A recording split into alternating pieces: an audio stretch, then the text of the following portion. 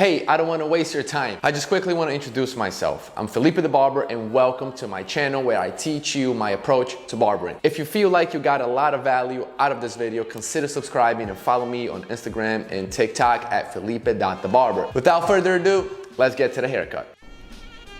For this haircut, I will be doing a high skin fade, comb over with the side part not shaved in though. I'm not taking any length on the top, and we're just working primarily on the sides, back, and then midsection. So the way I always begin my fades, I either set a top guideline or I set a bottom guideline.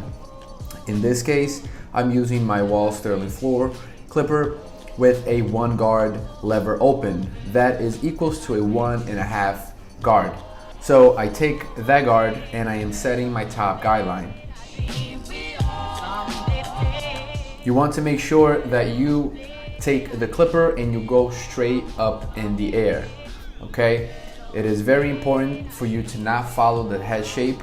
The goal for this movement and this technique is to keep and maintain a squared shape of this haircut, right? We want to keep a nice square shape. So taking that 1.5, you can use a 1.5 guard itself. Typically, I like to use the Oster Octane detachable blade clipper with the 1.5. It cuts just about the same length as a 1 guard with the blade open.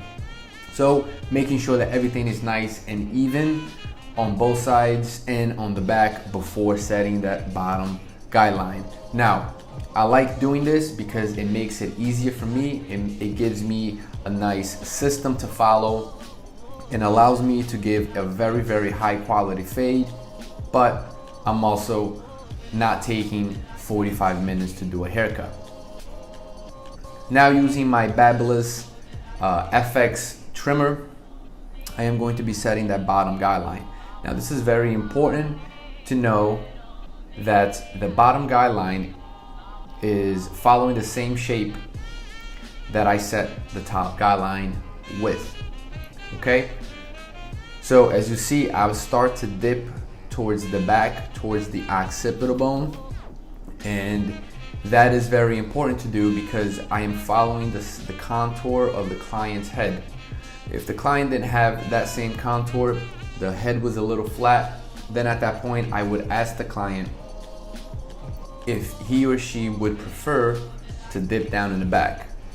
In this case, I'm not asking the client because that's just naturally how his head is shaped. So following the same shape as the top guideline, setting that bottom guideline with the 0, and then, you know, clean up the bottom.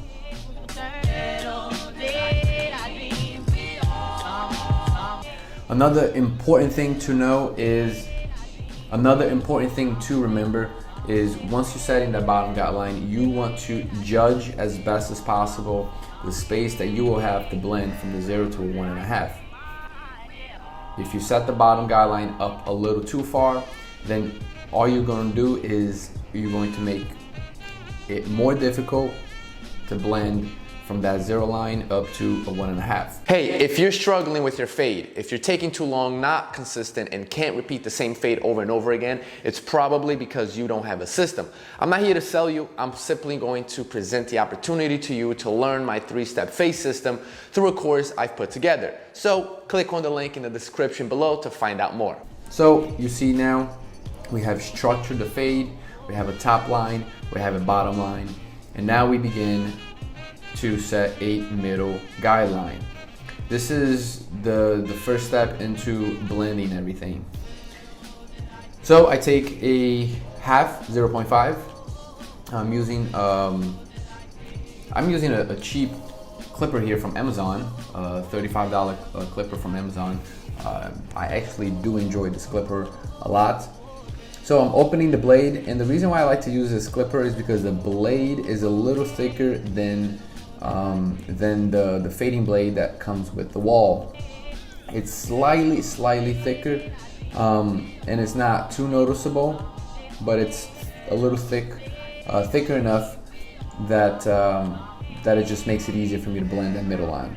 So all I'm doing here is I am making sure that I'm setting that middle line directly in between the top and the bottom guideline.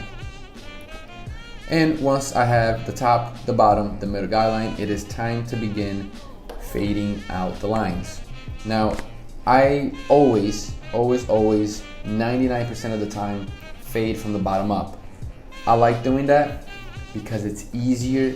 Not only it's easier to do, but it allows you to stay on track. If you start blending from the top down, it is so much easier to get lost in the fade. So you can experiment as much as you want, fading from the bottom up or fading from the top down. From the years, of cutting hair, I've noticed that blending from the bottom up is just so much easier.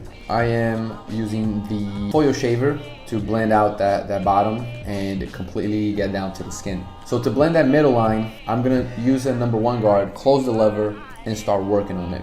Now here's the thing, I know for a fact that a number 1 guard isn't completely going to erase that middle line.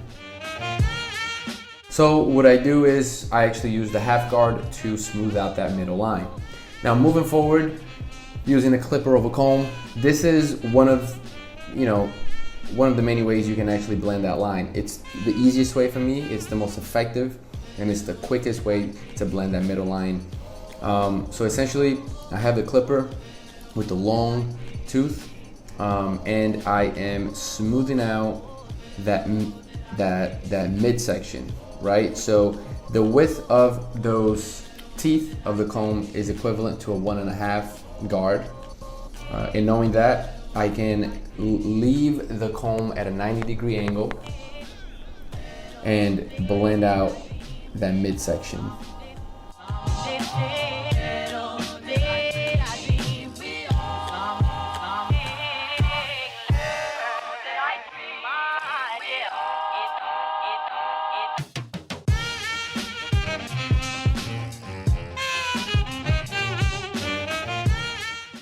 As I've said earlier in this video, we are not cutting the top of the head at all, just doing the fades. And but to finish everything off, I like to take my blending shears and just smooth out even more that midsection. So after you clipper of a comb, just take a blending shears and just kind of work on that weight around the head, and you should be good to go.